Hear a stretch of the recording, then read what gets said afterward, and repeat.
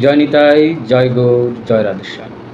শুধু কৃষ্ণ ভক্তবৃন্দ, আগামীকাল 19 এপ্রিল 6 বৈশাখ শুক্রবার কামদা একাদশী তিথি। এই কামদা একাদশী কেউ বলছে শুক্রবার, কেউ বলছে আবার শনিবারও পালন করা যায়। আপনারা কোন দিন পালন করবেন এটি নিয়ে বিভ্রান্তি ছড়াচ্ছে কেউ কেউ। আমাদের যে পঞ্জিকা, প্রচলিত পঞ্জিকাগুলো আছে সেগুলোতে একাদশী শুক্রবারেই বর্ণনা করা হয়েছে। বৃহস্পতিবার রাত্রেই 12টার আগেই একাদশী লাগবে এবং শুক্রবার 6 এপ্রিল 9টা 25 মিনিট 20 সেকেন্ডে একাদশী ছেড়ে দ্বাদশীও লেগে যাবে, অর্থাৎ 12টার আগে আবার দ্বাদশীও লেগে যাবে। তো সুতরাং এই একাদশী নিয়ে বিভ্রান্তি ছড়ানোর কিছু নেই। পঞ্জিকায় স্পষ্ট লেখা আছে, গোস্বামী মতে এবং নিম্বার্ক মতে শুক্রবার 19 এপ্রিল একাদশী পালন করা হবে।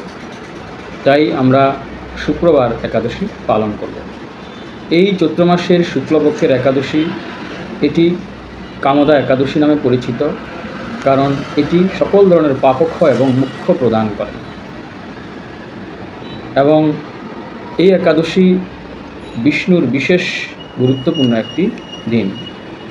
এই একাদশীতে বিষ্ণুর পূজা করতে হয় এবং বিষ্ণু কৃষ্ণ তত্ত্ব যারা পালন করে থাকেন তাদের জন্য এই একাদশী ব্রতটি একটি অত্যন্ত আদরণীয়। তো যারা বিশুদ্ধ পঞ্জিকার দোহাই দিয়ে শনিবার একাদশী করবেন, এটি কোনোভাবেই ব্যাখ্যায় আসে না। যদি আপনি বলেন পক্ষবর্ধিনী একাদশী, পক্ষবর্ধিনী একাদশী সাধারণত যদি পূর্ণিমা সূর্যোদয়ের পরেও থাকে তাহলে সেটি পক্ষবর্ধিনী একাদশী হয়।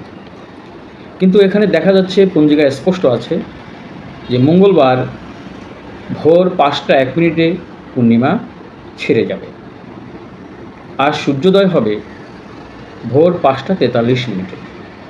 তাই সূর্যোদয়ের আগেই পূর্ণিমা ছেড়ে গিয়েছে, এই জন্য এটি পক্ষবর্ধিনী একাদশী হওয়ার কোনো সুযোগ নেই। বিশুদ্ধ একাদশী, বিশুদ্ধ পঞ্জিকা, এগুলো সাধারণত আমাদের যেই পঞ্জিকা আছে এটি আমরা ফলো করি। এই বিশুদ্ধ বলে আবার দ্বিমত ছড়ালে জনসমাজে এটি একটি বিরূপ প্রতিক্রিয়া পরিলক্ষিত হয়। তাই আমি আহ্বান জানাবো সবাইকে এক ধরনের মতামত প্রদান করার জন্য এবং ইন্টারনেট সার্চ ইঞ্জিনে সঠিক তথ্য দেওয়ার জন্য। একাদশী আমরা পালন করি কারণ একাদশীতে আমরা পঞ্চ রবিশস্য বর্জন করি। পঞ্চ রবিশস্য একাদশীতে বর্জনীয়, কারণ পঞ্চ রবিশস্য গ্রহণ করলে পাপ দেহে প্রবেশ করে। সাধারণত একাদশী পালন করা হয় পাপ ক্ষয়ের জন্য এবং মোক্ষ প্রাপ্তির জন্য। তো এই পঞ্চ রবিশস্য বর্জন করাটাই হচ্ছে একাদশী তিথিতে মূল বিষয় বর্তমান। তবুও কেউ যদি নির্জলাভাবে একাদশী পালন করতে পারেন সেটি হচ্ছে অতি উত্তম। অসুস্থতা বা অন্য কোনো কারণে অনুকল্প গ্রহণ করা যায়।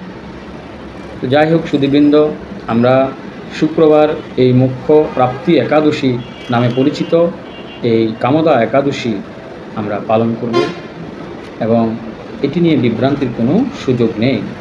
জয় নিতাই, জয় গুরু, জয় রাধেশ্যাম।